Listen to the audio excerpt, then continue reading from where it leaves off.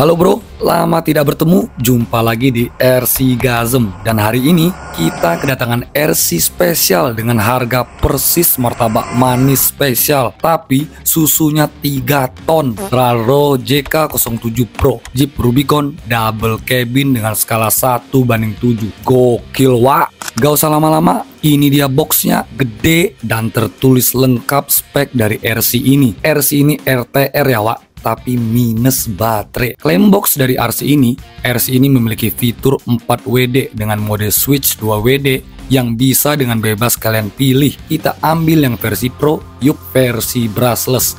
Apakah RC ini worth it? Mari kita review. Sebelum itu, subscribe dulu guys.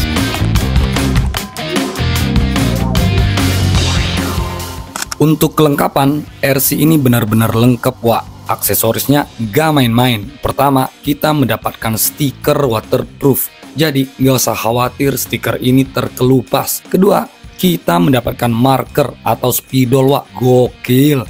Ini buat mewarnai aksen-aksen putih di ban dan aksen oranye yang ada di sand leather. Jadi jangan dicoret di dinding ya wak, apalagi tulisannya sambil ngeritik penguasa. Hidup Jokowi! Terus kita dapat semacam selotip tipis. Ini buat detailing pola-pola yang ada di bodi RC-nya. Selanjutnya kita mendapatkan tangga wak, dan gak lupa kursi dan meja yang mesti kamu rakit sendiri. Dan yang terakhir kita mendapatkan manual books, tapi karena saya orang Indonesia dan tentunya saya malas membaca, mari kita skip saja.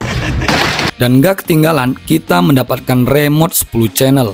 Ini Dambo 10 channel yang di rebranding dengan Ralro ya wak. Yap, lumayan worth it dan fungsional ini remote. Sepertinya gak bakalan ada masalah dengan remote ini. Dan ini dia RC-nya. Bener-bener gede, persis galon dikasih ban cok. Lihat deh, ini RC bener-bener miniatur Rubicon yang nyaris sempurna. Walaupun gak license, tapi gak mungkin kalian gak tahu kalau ini body Rubicon. Gak mungkin ini body dituduh Avanza wak. Untuk bagian depan, RC ini lumayan cakep wak, dengan grill berbahan ABS yang dilengkapi dengan detail-detail heksagon, lampu utama dengan LED, dan bagian favorit saya ialah bumper yang dilengkapi dengan sekel dengan style yang simple, yang dilengkapi dengan lampu-lampu yang semuanya menyala wak. Dan kualitas plastik dari bumper ini cukup rigid bro. Sayang sekali kita nggak mendapatkan winch, but jangan khawatir, tempat pemasangan winch sudah tersedia di bumper ini. Pada bagian fender depan, RC ini benar-benar memanjakan mata dengan kualitas plastik yang bagus yang dilengkapi dengan lampu sen yang menyala. Gak lupa fender belakang yang benar-benar compact dengan RC ini. Lanjut ke bagian kap depan, detail khas Rubicon dan wiper dengan bahan ABS dan finishing cat yang benar-benar rapi. Dan wiper ini hidup wak, fitur yang gak guna tapi menyenangkan. Lanjut ke bagian atas, kita mendapatkan LED bar panjang dan gede dengan aksen bulat, makin menambah kesan adventure dari RC ini. Snorkel di bagian samping, kaca depan yang benar-benar proporsional, dan detail interior yang terekspos dari kaca depan makin bikin kita nggak sabar buat mainin ini RC.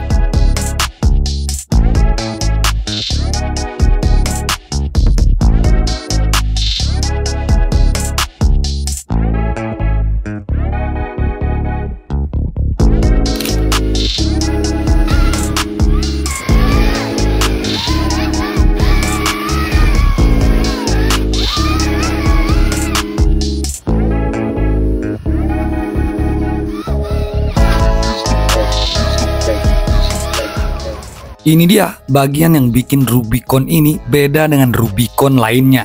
Bagian belakang dilengkapi dengan aksesoris super scale dengan lampu kecil di bagian atas, lampu belakang utama yang menyala, dan bumper belakang yang benar-benar cocok dengan ini RC. Detail bumper ini benar-benar bikin ngiler wak.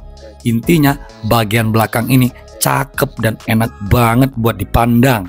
Selanjutnya kita ke bagian atas. Pertama, kita dapat roof rack. Ya, ini roof rack. Bentuknya gini-gini aja. But di belakang roof rack ini kita dapat tenda wak. tendanya tersimpan di dalam kompartemen ini, dan tentunya bikin ini RC super scale. Nuansa adventure-nya bener-bener terasa cok. Untuk membuka kompartemen ini cukup angkat dua tuas ini dan pasang penyangga yang sudah tersedia di dalam tenda ini. Kualitas tendanya cakep cok, dan tentunya detail.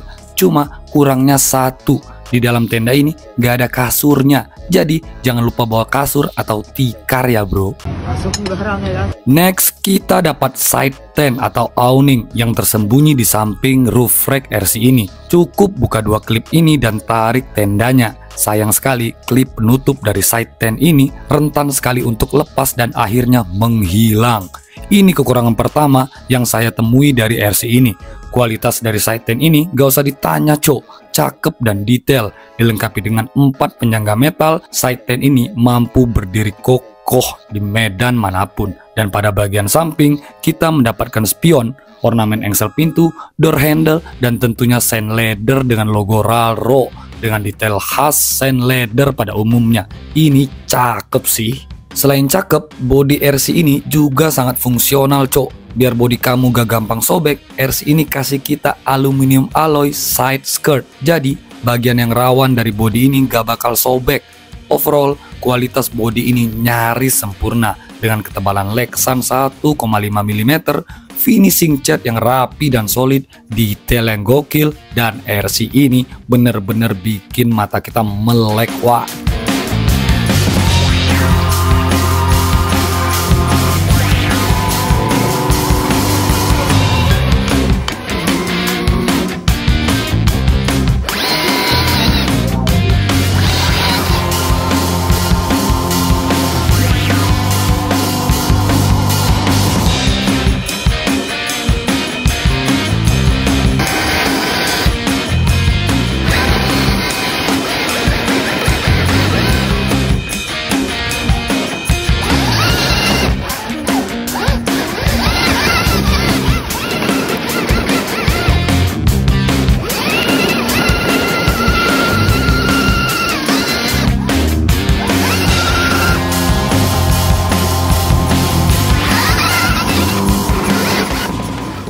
Oke, sekarang kita ke bagian ban dan velg. RC ini memiliki ban yang super besar dengan diameter 145 mili x 55 mili. Komponnya memiliki tekstur soft, tapi ban ini diisi dengan insert foam yang lumayan keras, sehingga membuat ban ini terasa sedikit medium. Sedangkan untuk ukuran velg, RC ini menggunakan velg yang kurang lazim, yaitu 2,6 inch dengan mekanisme bedlock. Velgnya plastik, sedangkan cover luar dari velg ini metal. Licik juga akal-akalan Cina ini wak. Dan minus dari velg ini ialah melepas bannya repot.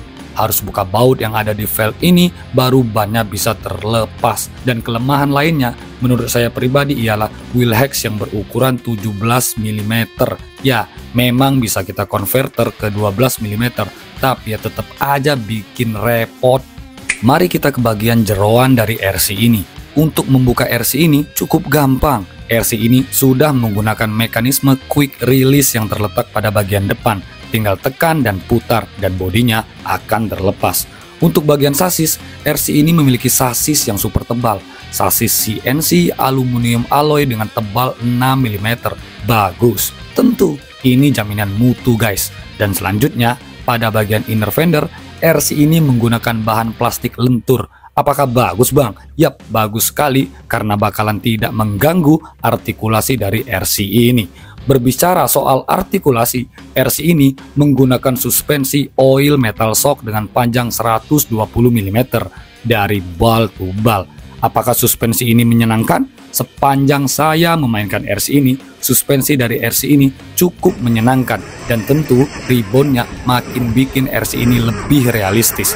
Travelnya cukup dan redamannya sangat membantu RC ini di lapangan. Sedangkan untuk side plate, RC ini menggunakan plastik keras yang terlihat kokoh dan meyakinkan, baik pada bagian bawah maupun pada bagian atas. Untuk link rod, RC ini menggunakan link rod tebal dengan end rod plastik keras, yang tentunya durabilitas dari end rod ini perlu kita uji lebih jauh lagi. Link rod ini berjumlah 7 buah, 3 di bagian depan dan 4 pada bagian belakang. Karena menggunakan 3 link rod pada bagian depan, tentu RC ini menggunakan mekanisme panhard pada bagian depan. Panhard ini didesain untuk meredam tekanan bodi dan gardan yang terjadi ketika RC ini berjalan, dan tentunya membuat RC ini lebih stabil secara performance. Tapi, apakah betul begitu? Untuk sebagian kasus, setelah saya mainkan RC ini, bodi RC ini sering terlihat tidak proporsional ketika berbelok dan malah bikin RC ini kelontang. Kelemahan berikutnya ialah tidak adanya sway bar pada bagian belakang RC ini seperti pada seri MJX H8H. Jelas bahwa mekanisme sway bar bikin RC kita lebih stabil dan gak limbung. Nah, kesan limbung ini masih terasa di RC ini. Untuk bagian kopel atau driveline, RC ini menggunakan metal driveline yang super panjang. Mengingat RC ini memiliki panjang yang tidak lazim, driveline ini menggunakan mekanisme XVD. Jadi tentu kopel ini secara teoritis bisa lebih awet. But bukan berarti nggak ada kurangnya. Setelah saya mainkan, kopel ini sudah 1 kali terlepas. Problemnya karena kopel ini hanya menggunakan 1 baut saja, bukan dikunci dengan menggunakan 2 baut. Mengingat bobot dari RC ini lumayan berat, kopel ini seharusnya di lock menggunakan 2 baut. Sekarang kita ke bagian gardan dan gearbox. Kedua bagian penting ini sudah berbahan metal dan sudah dilengkapi dengan full bearing. Gearbox terletak condong ke depan sehingga dengan praktis mendistribusikan berat condong ke arah depan untuk grip yang lebih baik.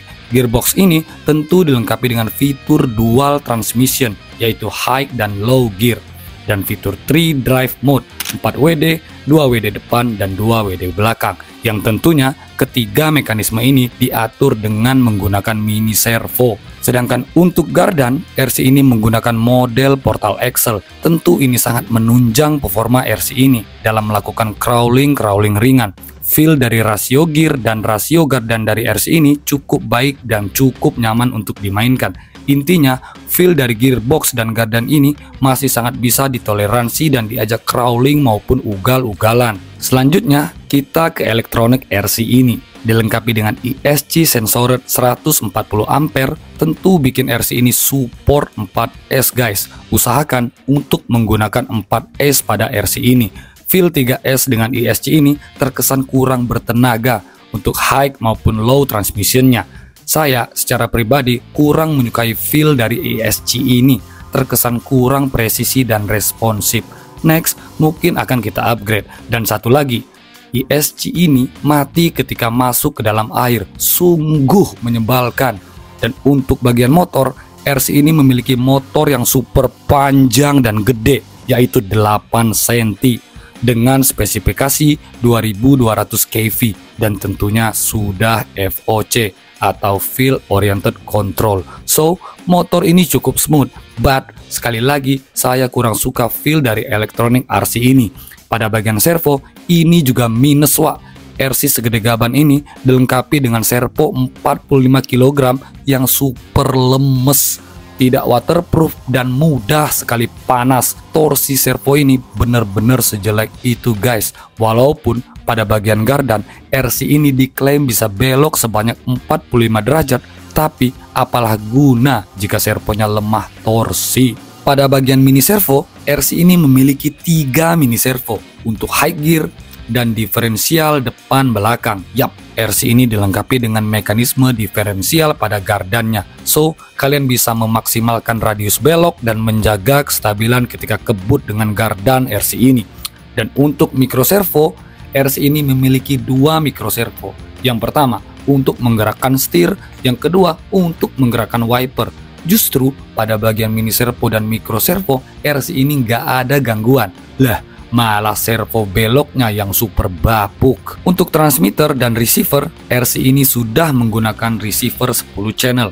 Perkabelan dari RC ini cukup rapi dan tentunya receiver RC ini belum waterproof. Kalian perlu lapisin ulang receiver ini dengan Q-Tex ya guys, ngerepotin wae. Dan untuk remote, kita masih memiliki space kosong untuk pemasangan winch. Sisanya sudah terpakai untuk dual speed, 3 mode, drive, diferensial, dan lainnya. Untuk feel remote, biasa saja dan tanpa kendala, khas Dambo banget. Oke, secara spesifik, RC ini cukup menyenangkan untuk dimainkan. Dengan bobot hampir 8 kilo, panjang RC ini 805 mm atau 80 cm lebih, wah.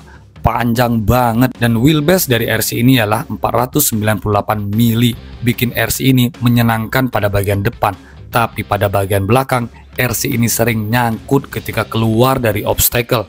Dengan tinggi 342 mili dan lebar 325 mili, tentu RC ini harus kamu mainkan dengan hati-hati karena resiko untuk terjungkal lebih banyak. Dengan ukuran seperti ini, RC ini tentu mengundang mata untuk melihat, tetapi perlu sedikit kesabaran ekstra untuk memainkannya di medan-medan tertentu. Oke, sekarang kita ke kesimpulan. Untuk detail body dan build quality, RC ini bener-bener menjanjikan. Super scale dan fiturnya lengkap, tapi untuk feel elektronik agak kurang greget deh. Dan lagi, servo yang mesti langsung kita upgrade. Untuk kekurangan lainnya, tentu mekanisme panhardnya membantu RC ini stabil. Tetapi karena tidak memiliki sway bar, pada bagian belakang RC ini benar-benar terlihat limbung. Kelemahan terakhir ialah harganya, bro. Dengan harga 11 jutaan, RC ini tentu agak pricey bagi sebagian orang. So, bagaimana pendapatmu? Tulis di kolom komentar. See you on the next one. Goodbye.